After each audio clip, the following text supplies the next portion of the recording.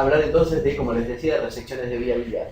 Y esto implica, como les había comentado, pasando la primera, implica tener conocimientos de la anatomía, ¿sí? Tener conocimientos de este tipo de anatomía, que particularmente resecciones de vía biliar, anatomía descriptiva y funcional, y de la técnica quirúrgica. La interrelación entre esto nos va a dar la estrategia para poder hacer una cirugía adecuada con las menores posibilidades de hacer lesiones. Por lo cual, ¿sí?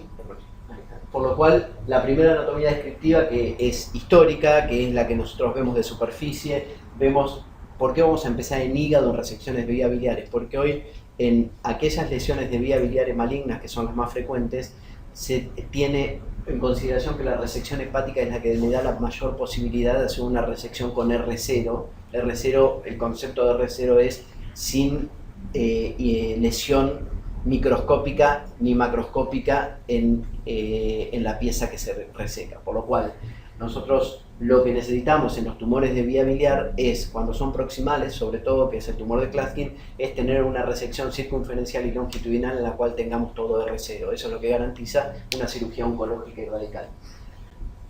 Por eso empezamos con la descripción de la anatomía superficial del hígado, en la cual ustedes ya saben que esta anatomía la tienen conocida y trillada.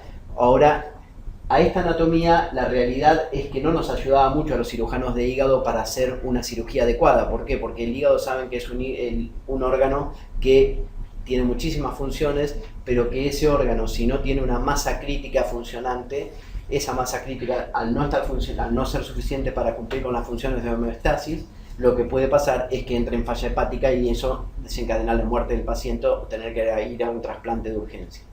¿Sí? Por lo cual, en 1957, Cuinot, un cirujano francés, lo que hizo es empezó a indagar cómo, con estudios de cadáveres y haciendo una descripción de la anatomía intrahepática, cómo era el hígado, si funcionaba como una unidad o si funcionaba como unidades funcionales independientes, y se dio cuenta que en las unidades, que tenía 8 unidades funcionales independientes, de los cuales los llamó sectores, y estos sectores tenían una lógica de tener una irrigación independiente, una circulación venosa independiente y conductos biliares independientes.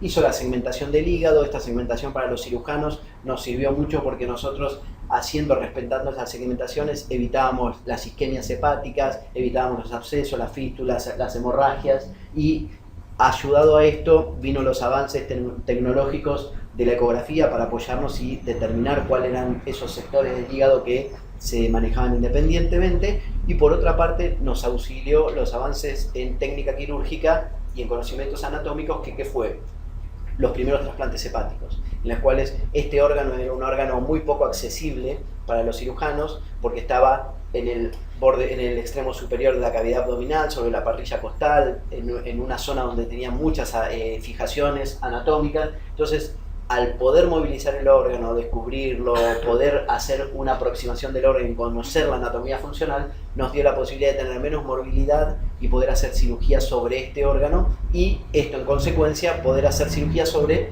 la vía biliar, que es lo que nos interesa en sí. Seguimos.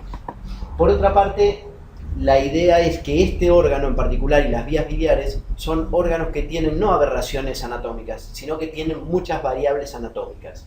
Y las variables anatómicas son el talón de Aquiles para este tipo de cirugía si no las conocemos, o por lo menos no las tratamos de interpretar en el momento de la cirugía, porque podemos llegar a hacer lesiones graves. Si tenemos, después vamos a contar cuáles son las variaciones anatómicas más habituales, y con esas variaciones anatómicas tenemos gestos como para tratar de descubrirlas y definir cuál es la estrategia a seguir si aparece.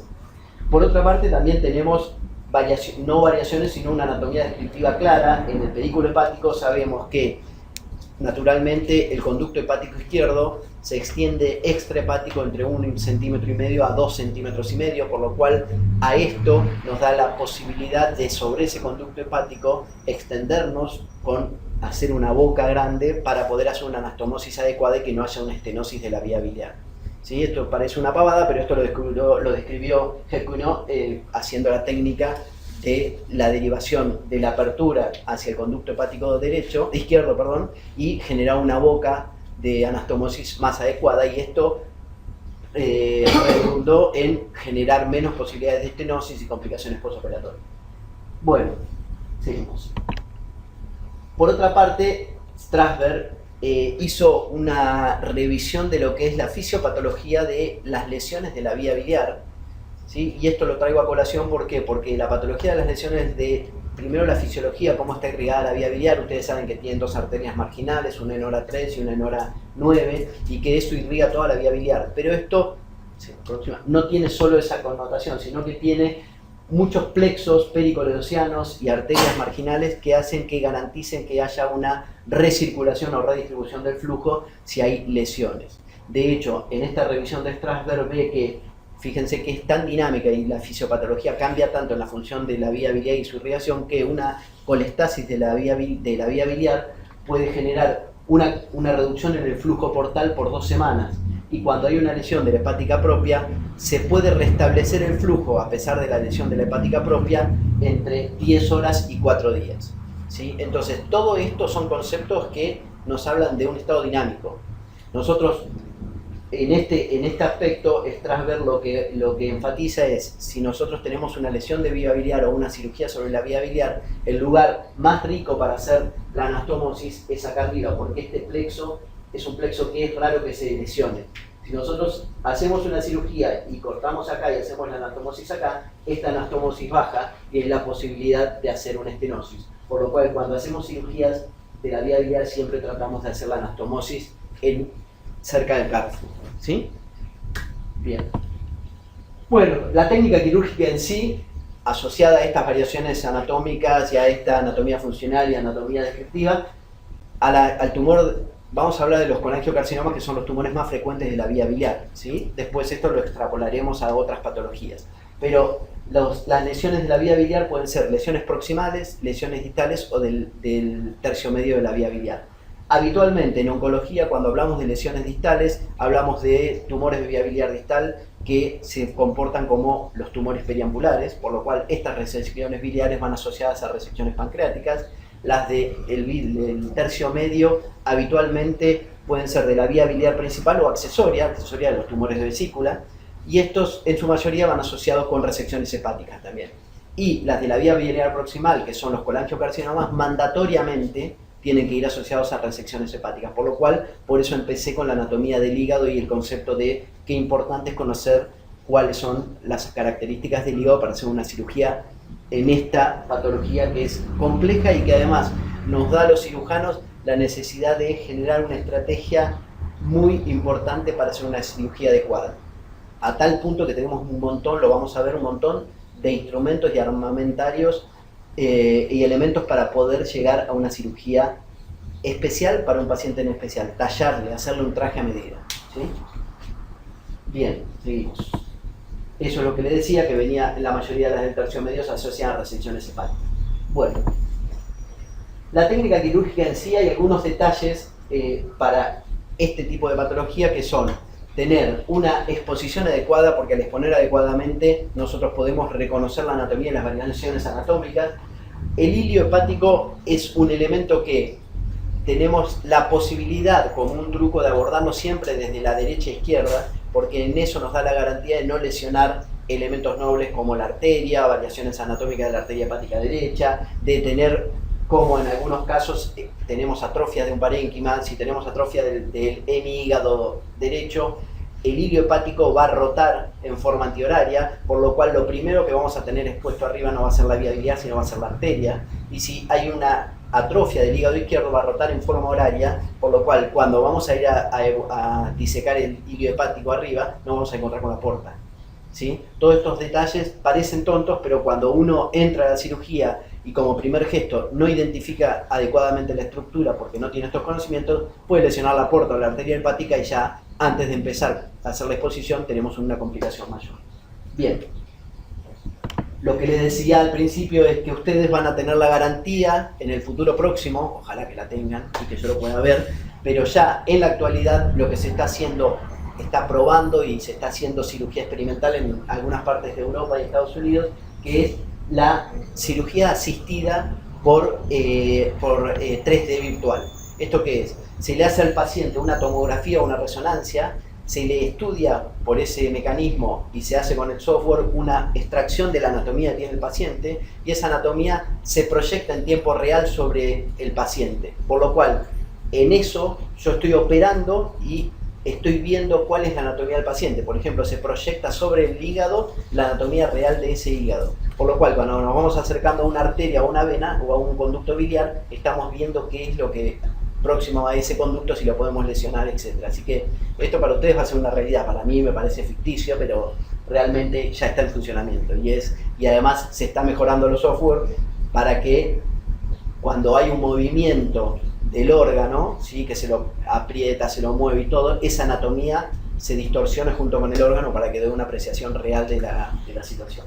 Así que esto es algo que va a facilitar, igual que todo el desarrollo tecnológico de bioingeniería, a generar una cirugía más segura. Hay algunos elementos para exponer la vía biliar y el hilio hepático que son importantes que tengan. Hay un puente, bueno, el ligamento redondo, que es este, tiene un puente de parénquima en el cual habitualmente para abordar el hilio hepático, exponerlo bien, hay que cortarlo. Este es el primer gesto para exponer un hilio adecuado. Después de eso, otro de los elementos, una vez cortado el parénquima, se tracciona siempre bien para arriba el ligamento redondo y se va a desplegar lo que es el hilio y se abre la fibrosa común del hilio para exponer los elementos.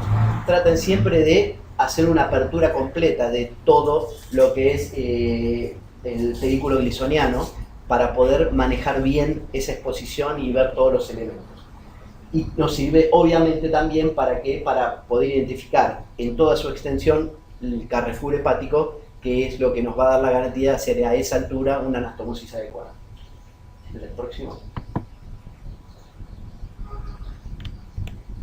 Bien, ahora vamos a ir un poquitito dijimos cómo es el abordaje del hilio hepático, y ahora vamos a empezar a introducirnos un poco en lo que es la resección más compleja de las lesiones biliares, ¿sí?, que son los colangiocarcinomas proximales o el tumor de Klatskin.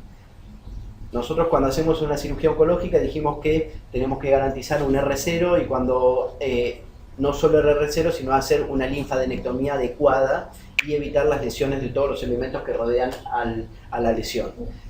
Entonces, abordaríamos al pedículo hepático por la derecha, haríamos una disección adecuada. En algunos casos, en este tipo de tumores, lo que se hace es una maniobra de Kocher para evaluar los ganglios retroduodenopancreáticos y ver si en ese estadio tenemos ganglios positivos, y ahí se puede llegar a cambiar la conducta si vamos a ir a una cirugía resectiva o no.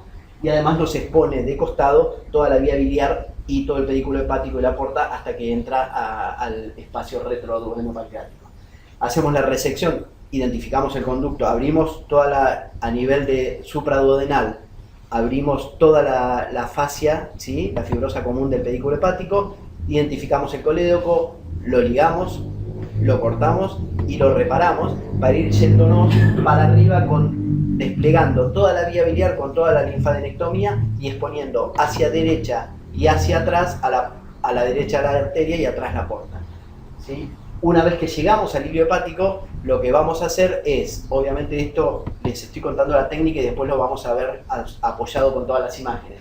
Una vez que llegamos arriba, según donde esté el tumor, si el tumor se extiende de la derecha o de la izquierda, vamos a ver cuál es la lesión, hacia dónde se extiende la lesión, que la tenemos que tener estudiada previamente por los estudios por imágenes, ¿sí? Y vamos a ver si tenemos que complementarle con una resección hepática derecha o izquierda, ¿sí?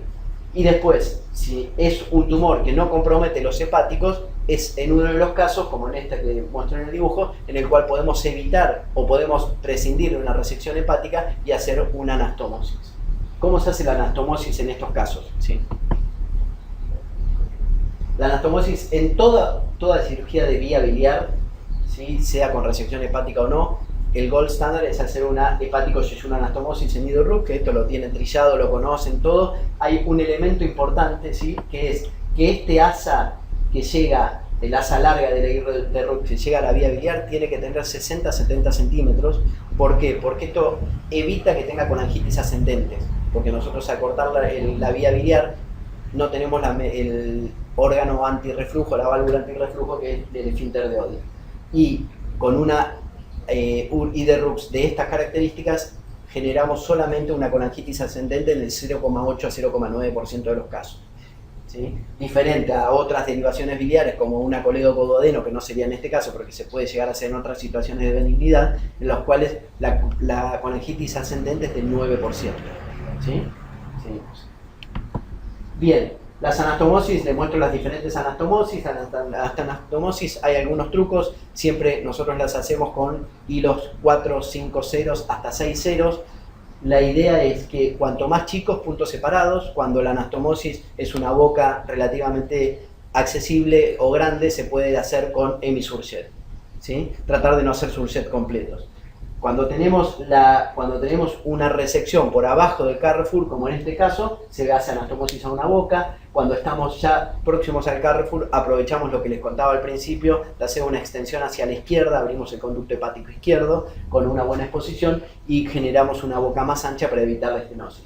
Y cuando están divididos, hay divisiones que obviamente en la parte derecha del hígado, si nos vamos introduciendo dentro del parénquima hepático por necesidad, porque los márgenes son positivos, vamos a tener divisiones de los conductos hepáticos. Enseguida, en cuanto entramos al hígado, hasta 4, 8 o 6 divisiones, por los cuales esos conductos que son muy chiquititos, los tratamos de aparear para que tengan bocas más grandes, ¿sí? Y lo otro que hacemos es, por lo menos nosotros en nuestra experiencia, lo que ponemos es, cuando son conductos muy chicos, le ponemos un tutor.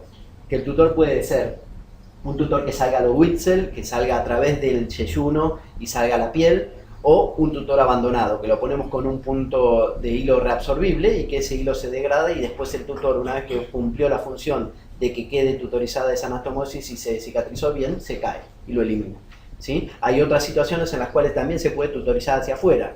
Podemos agarrar una cuerda de piano, pasar la parte de la cola de la cuerda de piano, la rígida, pasarla por la vía biliar, introducirla, atravesar el hígado, ¿sí?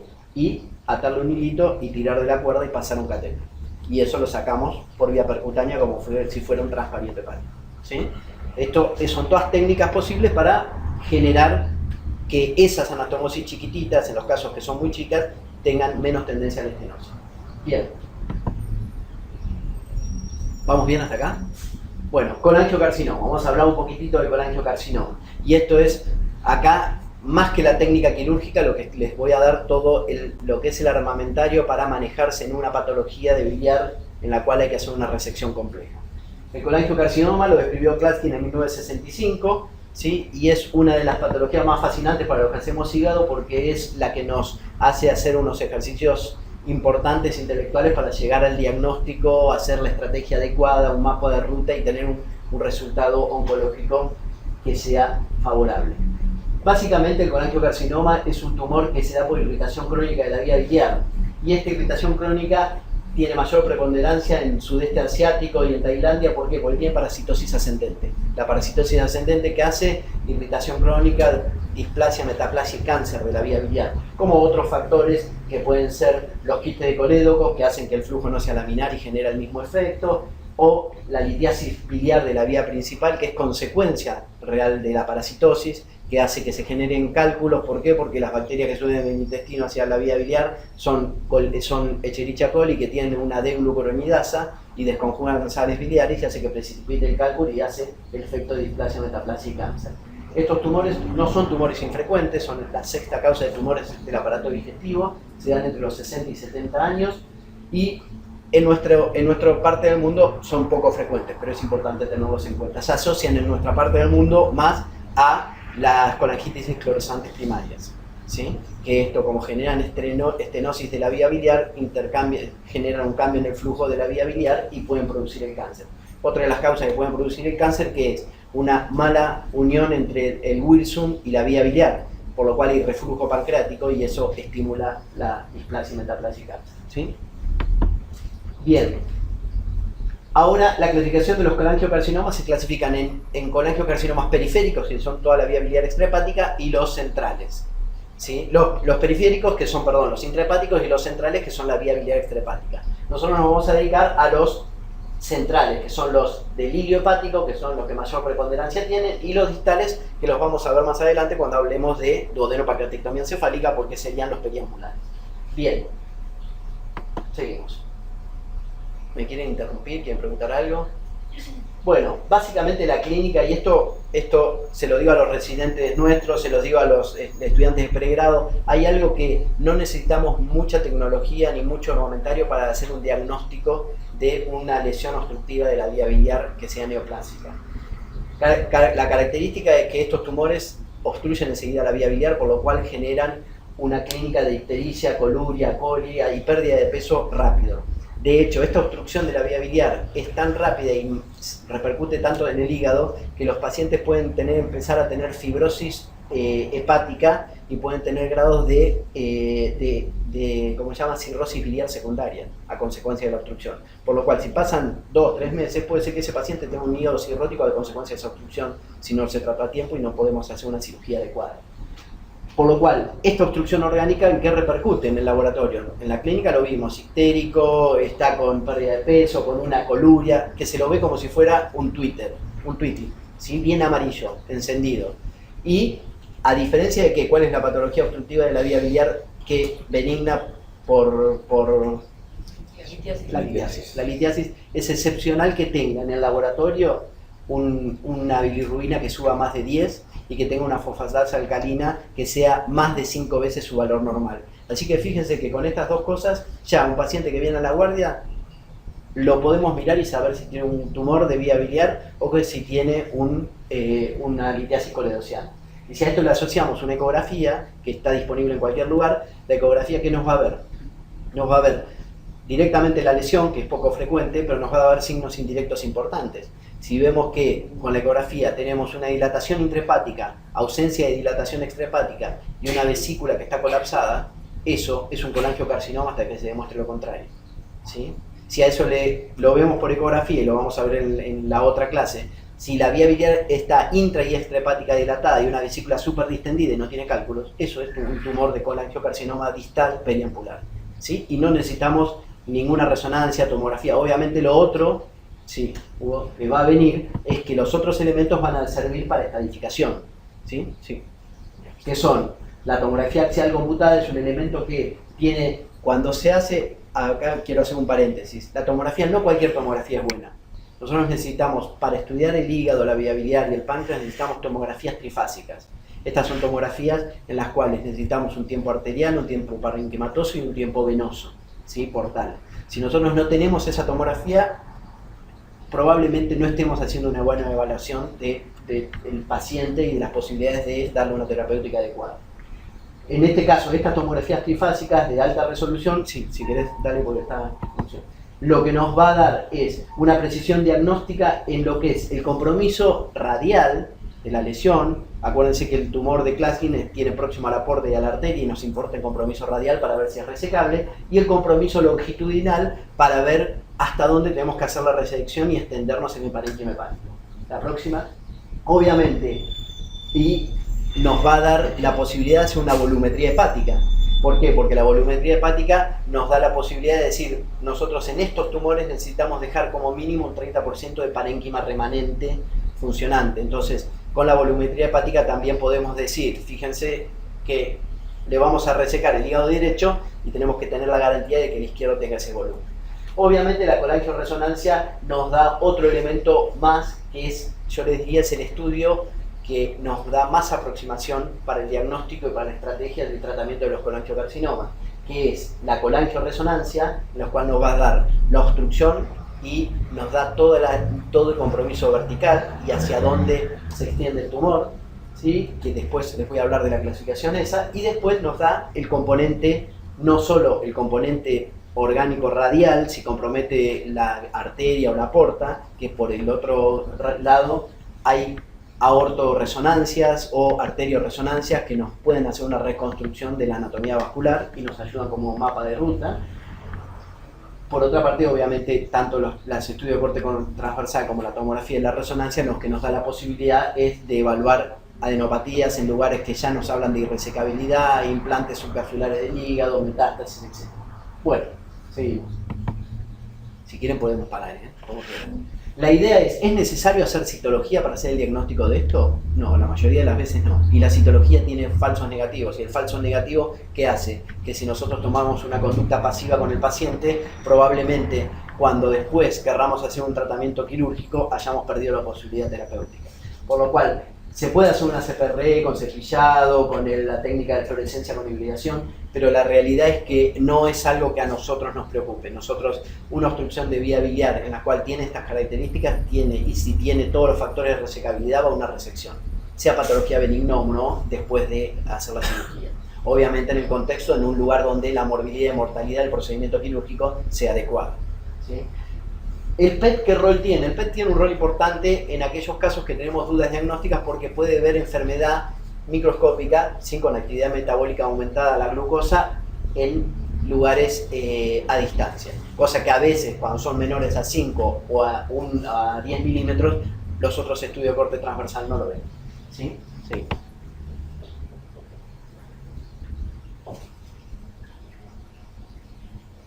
Lento. Bien, ¿se acuerdan que les dije que, bueno, hay clasificaciones para ver y para tomar la estrategia de cómo hacer un tratamiento de los tumores de vía biliar?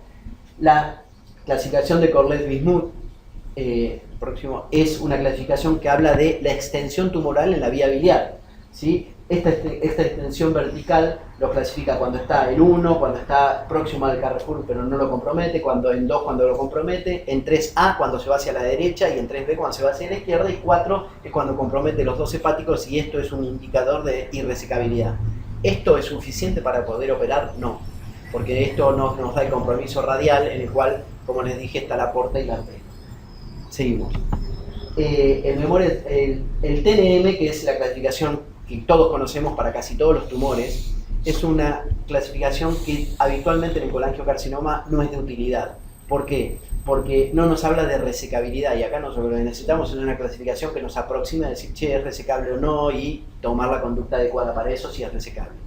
Por lo cual, el Memorial Sloan Kettering de Nueva York lo que hizo es una clasificación en base, sobre todo, a los estudios por imágenes, en los cuales ve el compromiso radial y el compromiso vertical. El compromiso radial, ¿qué hace? Si nosotros tenemos compromiso de la vena porta, esa porta que está obstruida va a hacer que se atrofie el hígado, por lo cual en la tomografía, en esa parte de la porta, si es derecha y está obstruida, ese hígado se va a retraer y va a hacer una torsión del pedículo. Y eso lo podemos ver en la tomografía, y en base a eso vamos a poder definir, según la clasificación, si podemos hacer una cirugía resectiva o no. Obviamente, si está comprometida la porta principal, obviamente que no tiene posibilidades de resección, ¿sí? Sí. O si hay compromiso de la porta de un lado y de la vía biliar del otro. Y acá está la última clasificación, que es una clasificación compleja, pero es la clasificación que combina todas las otras y que es la más exquisita para hacer una aproximación diagnóstica, que contempla el compromiso de la arteria, el compromiso de la funcionalidad del parénquima hepático remanente, el compromiso de la porta a qué altura, el compromiso de los ganglios y las metástasis. Es una clasificación que sería lo ideal, pero es poco útil a veces en la práctica diaria, ¿sí? O todavía no estamos familiarizados para eso. Bueno, la estadificación se tiene que completar con marcadores tumorales, ¿sí? Y que para estos tumores el CA19-9 y el CA125 son los marcadores más importantes, y con una tomografía de tórax. ¿Por qué digo tomografía de tórax? Si nosotros pensamos que para el Klatskin lo mejor es hacer una resonancia con colangioresonancia, porque en el tórax la resonancia por el componente aéreo no tiene buena discriminación tan buena como la tomografía de tórax, ¿sí? Así que para eso lo que se hace es una tomografía de tórax.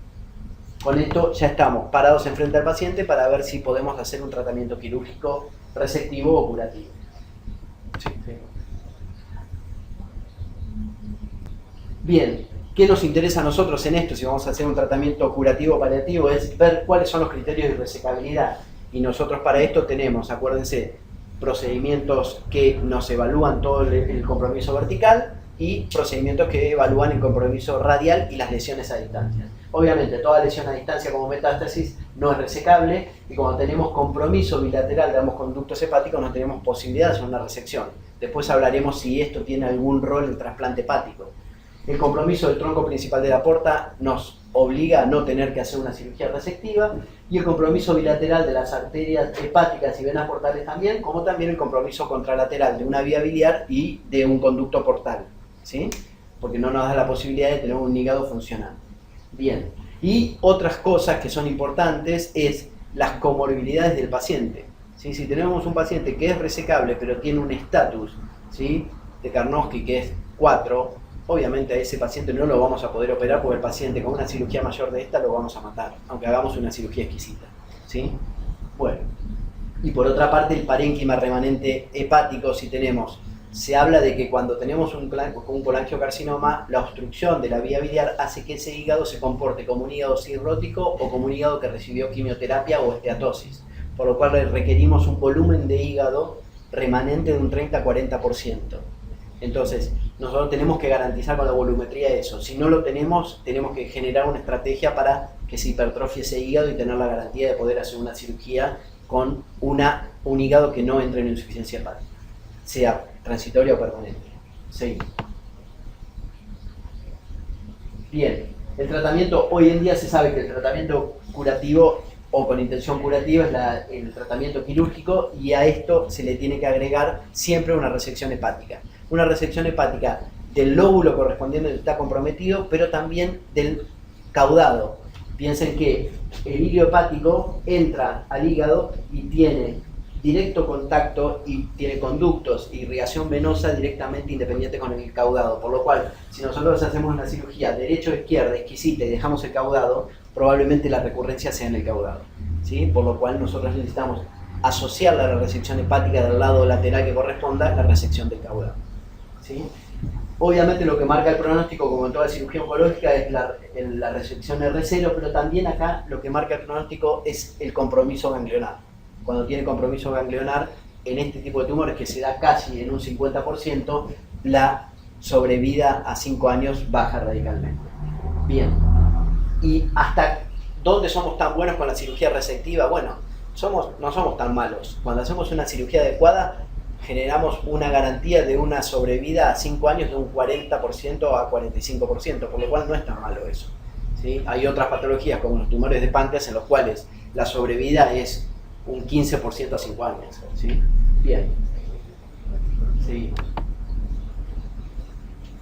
Y estas son todas las estrategias por las cuales necesitamos un manejo multidisciplinario. Fíjense que tenemos estrategias de estadificación, de estrategia quirúrgica, de tipo de cirugía de resección, de preoperatoria si tenemos que hacer una descompresión biliar, embolización portal, y si tenemos que hacer en intraoperatorio resecciones vasculares. Así que todo esto lo tenemos que manejar en un grupo multidisciplinario, porque no siempre todos tienen el manejo de la parte de intervencionismo, de embolización, o el manejo de hacer los estudios por imágenes adecuados para tener un mapa de ruta. ¿Sí? Por lo cual vamos a ver cada uno. ¿Por qué la laparoscopía estadificadora? El Memorial Sloan Kettering, que es un centro de cáncer de Estados Unidos muy conocido, lo que hizo un estudio muy minucioso en el cual vio que si nosotros sistemáticamente hacemos una laparoscopía en los tumores, los colangiocarcinomas, evitamos entre un 30 y un 40% laparotomías innecesarias. ¿Por qué? Porque se ven en un tercio de todos los pacientes que operamos y los estadificamos por vía laparoscópica implantes microscópicos en el peritoneo o en el hígado. Por lo cual es mandatorio hacer una laparoscopía estadificadora en este tipo de cirugía. Bien. Con respecto al tipo de cirugía que vamos a hacer, como les dije desde el principio y lo vengo remarcando, las resecciones hepáticas, claramente en el trabajo de Nuso, muestra que aquellos que no tenían resecciones hepáticas, la sobrevida no se extendía a 5 años. Todos los pacientes fallecían por recurrencia tumoral. Por lo cual la resección hepática lo que dio es esto, que es tratar de hacer una cirugía radical con una sobrevida libre de enfermedad 5 años entre el 40% y 45% más o menos. Así que, porque nos da la garantía de un margen negativo en lo radial y en lo longitudinal. ¿Qué tipo de cirugía hacer? Ya lo charlamos a esto de tipo de cirugía. Si es a la derecha, se va a hacer obviamente en un T3 tipo A, se va a hacer una hepatectomía derecha o hepatectomía derecha ampliada. En un T tipo 3B se va a hacer una hepatectomía izquierda o una 2-3 izquierda. Y en el tipo 2, que no llega hasta el Carrefour, probablemente se le haga la resección del segmento 1. Y eventualmente, si tenemos microscópicamente comprometido el margen, probablemente tengamos que agregarle una derecha. ¿Sí? Sí, seguimos. Bien, ¿es necesario hacer el drenaje biliar sistemático? No. Se sabe que el drenaje biliar sistemático lo que hace es coloniza la vía biliar y eso repercute en el postoperatorio en generar mayores complicaciones, ¿sí? Por lo cual, lo que se hace es solamente el drenaje biliar en situaciones selectivas, cuando hizo colangitis el paciente, cuando la cirugía se va a retrasar, que a lo mejor nosotros en el medio donde estamos a veces se retrasa y no se puede operar enseguida, o cuando el paciente requiere una hipertrofia del lóbulo hepático que va a quedar remanente. ¿Por qué? Porque si el lóbulo hepático ese no se descomprime, todos los factores hepatotróficos que nosotros hacemos, que se estimulan para que cuando hacemos la obstrucción portal contralateral, hacen que no actúen sobre un hígado que está como abombado por esa obstrucción biliar. Por lo cual, ese lado que vamos a operar hay que descomprimirlo, ¿sí? Que se descomprime con un drenaje percutáneo. Y ese drenaje percutáneo, después lo vamos a charlar, pero la idea es que el drenaje percutáneo lo que tiene que hacer es que quedar externo. No conviene que sea un externo interno, porque el externo interno puede hacer que se diseminen las células neoplásicas a través del drenaje, ¿sí? Nosotros lo único que tenemos que hacer es que el hígado que tenemos se descomprime externamente. Nada más, ¿sí? Seguimos. Bien. Otro elemento importante es, bueno, tenemos un parénquima remanente que tenemos que garantizar que sea como mínimo mayor al 30 al 40%. Cuando es menor a eso, tenemos estrategias que son embolización portal del hígado que vamos a sacar para que genere todos los factores hepatotróficos en el otro hígado y crezcan. Hay otra modalidad que es lo que se llama el ALPS, que no sé si lo conocen. El ALPS es a una embolización portal intraoperatoria. No es una embolización portal, sino que se liga, se explora al paciente, se lo opera, se hace una ligadura de la porta del hígado, del segmento del hemihígado que se va a ir, y se hace una partición del hígado, como si fuera una hepatectomía, ¿sí? Y esa partición del hígado, sin ligar la arteria y sin cortar la vía biliar, uno se va y vuelve a los 7 días. Y a los 7 días lo que logra es la hipertrofia del hígado igual que se logra con la embolización portal, pero que tarda 30 días. ¿Sí? Esto es una técnica novedosa que se hace, que se llama ALPS, que es ligadura de la arteria portal y sección del parénquima asociada a una cirugía en 2 estadios. ¿Sí? Esto se hizo de casualidad, lo encontró un alemán, un cirujano alemán que exploró un colangiocarcinoma, lo empezó a partir y cuando vio que lo empezó a partir y no lo podía sacar porque era avanzado, le ligó la porta, ya le había ligado la porta y había partido más o menos el hígado, que ahí estaría, me imagino, muy nervioso, se fue, y el paciente estaba vivo, y a la semana le hizo una tomografía y vio que el hígado del otro lado le había crecido increíble, por lo cual entró a los 7 días y lo operó de vuelta y le pudo hacer la resección adecuada. ¿Sí? Cuando hacen esa partición, ¿el segmento 1 lo sacan inicialmente o no? No, lo que haces con lo que haces es le agregás. Para hacer la hipertrofia, lo que vos le generás cuando ligás la porta es que aumente el flujo y los factores hepatotróficos en el otro hígado. Cuando vos le haces la sección del parénquima asociada a la ligadura portal, cortás los shunts arteriovenosos, ¿sí? Que hacen que no se logre una gran hipertrofia o que tarde la hipertrofia en hacerse en más tiempo. El hígado, cuando vos le ligás la porta sola, la hipertrofia del 76-80% del parénquima lo logra del valor definitivo que va a tener el parénquima remanente al mes. Cuando le haces el ALPS, lo tiene a los 7-10 días. ¿Sí? Lo cual tiene sus pros y sus contras, porque uno le agrega una cirugía y en esa cirugía piensen que tiene líquido que resuma la cavidad abdominal, puede tener infecciones, etc. Y entra una cirugía un poquito más compleja en la segunda etapa, ¿no? Así que son situaciones que usamos como armamentario, pero que no se hacen sistemáticamente. Uno tiene que elegir cada una de las situaciones en particular. Bien, seguimos. Bueno, y resección portal. La resección portal es algo que no se hace sistemáticamente porque agrega morbilidad. De hecho, la morbilidad está marcada por una resección portal, pero en aquellos tumores que nosotros tenemos un T3 o un T4, en el cual la porta habitualmente está comprometida, las resecciones portales claramente dan una sobrevida a 5 años muy diferente a aquellas que nosotros tratamos de conservar la porta, ¿sí? Por lo cual habla de que la resección portal en los T3 y T4 nos da un margen de resección R0 en lo que es radial, ¿sí? Fíjense todos los elementos importantes que tenemos y casi todos estos elementos los podemos medir antes de la cirugía.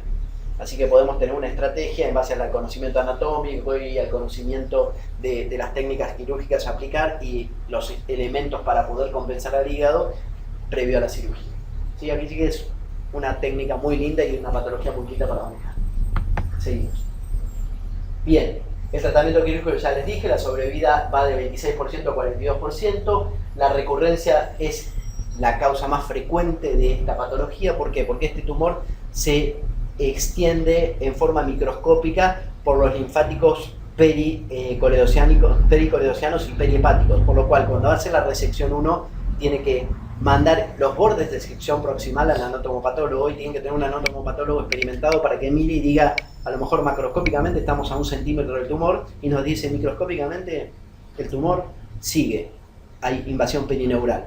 Entonces eso habla de la necesidad de ir entrando en el parénquima hepático y hacer una cirugía adecuada. Pero muchas veces nos vamos al izquierdo y es negativo, es positivo, hacemos una hepatectomía y en el derecho nos vamos metiendo y el derecho sigue siendo positivo y en ese caso terminamos haciendo una cirugía paliativa de necesidad.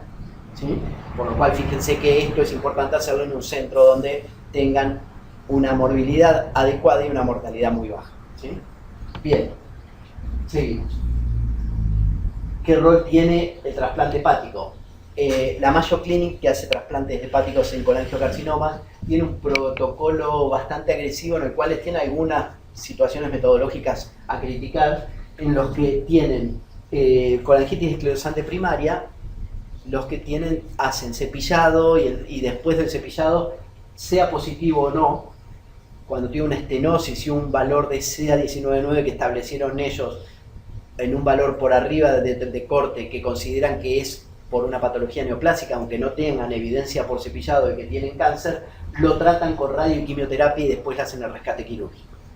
En aquellos que pueden tener compromiso de los dos lados, por lo cual no va a ir a un tratamiento de posibilidad resectiva.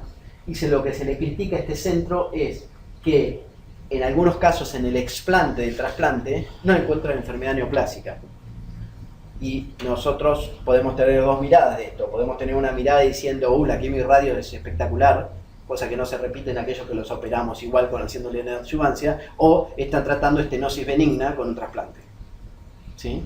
Entonces, el tiempo nos dirá si eso va a ser aplicable al resto. Y lo otro, acuérdense que en un paciente en el cual tenemos una cirugía sobre una patología oncológica, la posibilidad de la inmunosupresión hace que haya una vigilancia inmunológica del cuerpo menor y que pueda haber una recurrencia tumoral más fácil. ¿Sí?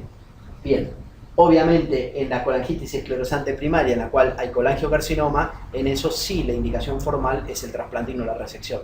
¿Sí? Porque nosotros si resecamos y dejamos hígado remanente, ese hígado ya enfermo y va a generar nuevos colangiocarcinomas. ¿Sí? Sí. ¿Vamos bien hasta acá? Vamos. Perfecto. Caso clínico, vamos a divertirnos ahora. Este es un caso que es para criticar, que es un caso nuestro. Varón de 51 años que nos llega con una hepatitis de 30 días de evolución, tratado con reposo digestivo, pensaban que era una mononucleosis, ictericia de 7 días de evolución, coluria y acoria. Bueno, seguimos. Laboratorio, fíjense, bilirrubina de 21, ya sabemos que esto, litiasis coledociana, no es seguro, ¿sí? No lo habían operado la vía biliar, así que no les lesionó la vía biliar, y la ligaron. Y fíjense que tenía sorprendentemente una GOT y GPT que no tiene mucha repercusión porque obviamente las enzimas son intrahepáticas y no tenía injuria hepatocelular, por lo cual lo único que va a aumentar la FALC es de secreción de la vía biliar. ¿Sí? Y ahí ya tenemos una discriminación entre lo que es una colestasis intrahepática o hepatocelular que da la hepatitis o una colestasis extrahepática que da una obstrucción de la vía biliar. La ecografía lo que veía era dilatación de la vía biliar intrahepática y de la vía biliar extrahepática, ¿sí? Y acá entonces, ¿qué haríamos en este caso? Vamos a hacer el ejercicio un poquito. ¿Qué harían, chicos? ¿Tomografía? Vamos, le hicimos una tomografía y vemos una dilatación grosera de toda la vía biliar, ¿sí? No se veía la vesícula casi, porque estaba colapsada, por lo cual seguimos. ¿Sí? No se veía francamente enfermedad metastásica, ni se veía compromiso ganglionar. ¿Seguimos? Bueno, ¿qué harían ustedes? Otra imagen no invasiva, drenaje de la vía biliar, laparoscopía, cirugía. Una colangioresonancia, ¿sí? Y si no tienen colangioresonancia, ¿qué harían? Una geografía. ¿Colangiografía de qué tipo? Transparieto-hepática. Transparieto-hepática. Es una técnica espectacular asociada a la tomografía cuando no tenemos colangioresonancia, ¿sí? Bien. ¿Y harían una laparoscopía o una cirugía? No, vamos a la colangioresonancia. A la colangiografía o la colangioresonancia. Seguimos. Nosotros al paciente este le hicimos una colangiotransparieto-hepática, vimos que estaba obstruido, había una disociación entre el derecho e izquierdo, y se le ocurrió poner al que hizo este estudio un catéter de derivación externo-interno, que es lo que nosotros dijimos antes que no habría que hacer, ¿no? Y por otra parte, si está disociado el derecho del izquierdo, ¿qué estamos generando? No, sí la diseminación por el catéter, pero ¿qué otra? Y el otro, si no está drenado, ¿qué le puede pasar? Se puede atrofiar, pero se puede infectar, ¿sí? Bien, por lo cual, seguimos con esto, se hizo, y otro gesto importante, a lo mejor que se le puede pedir al radiólogo, al que hace intervencionismo, es, si tenemos un hígado que claramente puede haber una fibrosis y una cirrosis, es como primer gesto cuando hace la colangio transparieto-hepática, que tome una biopsia hepática. Pues si tiene un grado de fibrosis 3 o menos, es reversible. Tiene un grado de fibrosis de 4 o más, ya es cirrosis. Y eso hay que tratarlo con un parénquima remanente mucho más grande, de un 50%, porque si no, al paciente lo matamos. Y sabemos que a ese le vamos a embolizar la aporta y probablemente ese hígado remanente no va a hipertrofiar mucho, ¿sí? Bueno, este paciente, ¿cómo siguió? Como marca la ley. Siguió con dolor en hipocondrio derecho y fiebre. Se le hace una ecografía, tiene vesícula de paredes engrosadas y una vía biliar hepática izquierda distendida. Entonces, ¿qué podríamos hacer en este caso? Se drena la vía biliar izquierda. ¿Y a la vesícula le hacemos algo o le damos antibióticos? La vesícula paredes engrosadas, alipiásica. Alipiásica, por supuesto. Una colecistosa. Sí, correcto. Nosotros hicimos eso, ¿sí? Hacemos esas dos cosas y nos ponemos muy contentos porque el paciente está bien. ¿Sí? Seguimos, Hugo. Bien, ¿y ahora qué hacemos? ¿Qué haríamos? ¿Estamos para operarlo? Se la vía biliar para diagnosticar, vamos a pensar un clásico. Y después, no tiene metástasis, no tiene nada, entonces... No sabemos. No hay imágenes. ¿Tenés imágenes? Sí, teníamos la tomografía, ¿no? De abdomen. Bueno, después seguimos estudiando. Tórax. ¿Sí? Hay que hacer un tórax y Sí. eso es lo que digo yo. ¿Hay que hacer alguna otra imagen más o no? Porque tenemos una tomografía y la colangiografía transparieto-hepática. ¿Habría que hacer una colangioresonancia en este caso? Sí, para ver cómo está la parte arterial. Se puede hacer una colangioresonancia, pero en la tomografía se puede ver la parte arterial, ¿sí? En este caso podríamos obviar la colangioresonancia. La idea es que habitualmente en este tipo de tumores, nosotros particularmente, le hacemos todos los estudios. Sea resonancia, colangioresonancia, tomografía, para tener todos los elementos que nos complementen unos a otros. Pero si no estamos en un lugar donde tiene colangioresonancia, con una tomografía de trifásica y una colangiografía percutánea, nunca entrar a contrastar la vía por abajo. Cuando entra uno a contrastar la vía por abajo en un colangiocarcinoma proximal, genera colangitis ascendente. Y el paciente ese probablemente se tenga que drenar de urgencia por arriba y pierda la posibilidad de un tratamiento quirúrgico. ¿Sí? Bien, entonces seguimos, a ver qué hicimos, ni me acuerdo qué hicimos. Le hicimos una tomografía. ¿Por qué? Porque teníamos que saber si el volumen hepático remanente iba a ser suficiente. Y fíjense que si nosotros teníamos disociada la derecha y la izquierda, teníamos que ver si íbamos a tener, sobre todo si le íbamos a dejar el izquierdo. Cuando tenemos una lesión que compromete el Carrefour, habitualmente ¿qué hacemos? Nos tiramos a hacer una hepatectomía derecha. ¿Por qué? Piensen por la anatomía que hablamos al principio. Más grande. No, El izquierdo más largo. exactamente, porque el conducto hepático izquierdo es más largo extrahepático, por lo cual técnicamente es más fácil de lograr un margen negativo que en el derecho, que tenemos que entrar intrahepático. Y si en el derecho entramos intrahepático, vamos a tener una división de conductos más chicos y la técnica quirúrgica va a ser más complicada. Por lo cual, nosotros, cuando no tenemos claro de qué lado vamos a ir, pues están comprometidos los dos en el Carrefour, tratamos de elegir estratégicamente el izquierdo. Fíjense que el izquierdo da 27,9%. ¿Es un volumen suficiente? No. Entonces, ¿qué podemos hacer? Le decimos al paciente que no lo operamos, le hacemos quimio y radio, hacemos otra estrategia. ¿Qué podríamos hacer?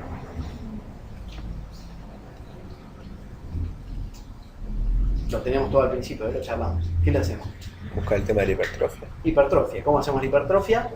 Podemos hacer Lo una que- embolización portal o la o cirugía la otra de técnica. daños. Yo diría que para que lo tengan más en el esquema ustedes, embolización portal es más accesible de toda parte, la otra es un chiche para que lo tengan de alguna forma en el armamentario quirúrgico. Entonces nosotros le hicimos una embolización portal, creo, ¿no?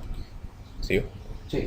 Bueno, La embolización portal si se hace por vía percutánea o se puede hacer por vía intraoperatoria. Operarlo, ligar la porta, pero obviamente uno le agrega una cirugía y no tiene sentido. Excepto que uno vaya a hacer un ALP y le hace otro.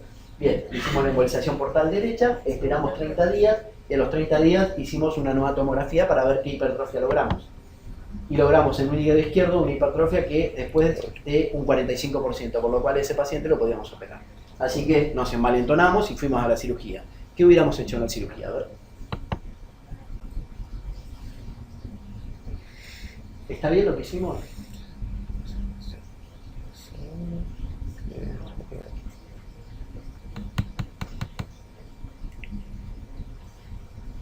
¿Está bien lo que hicimos o no? Reducción de vena porta. Ya se puede.